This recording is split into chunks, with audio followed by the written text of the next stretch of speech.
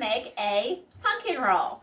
It only calls for a few ingredients. We have to have flour, we have to have eggs, cinnamon, salt, soda, and home canned pumpkin. So, this is what it looks like before we stir it all up. We're going to dump our pumpkin in and our eggs and get it mixed up. Use a regular cooking sheet and put parchment paper across the top. The parchment paper has to be greased because we're going to roll the pumpkin roll off of the parchment paper.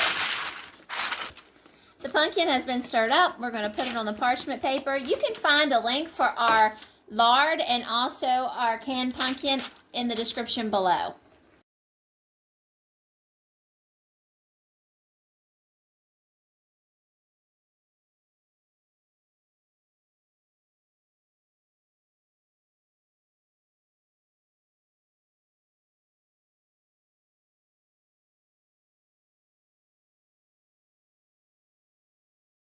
Once the pumpkin roll has cooked, we lay down a tea towel and we need to spread powdered sugar on top of the tea towel because we're going to flip the pumpkin roll onto the tea towel.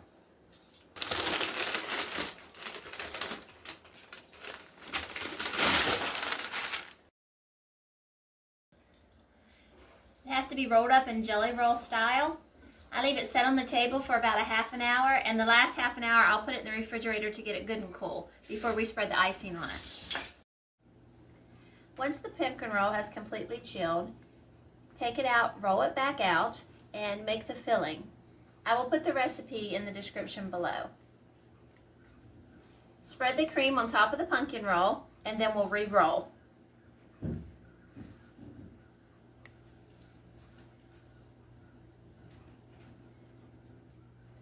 This is the final product of the pumpkin roll. It will need to be stored in a cool location because of the cream cheese.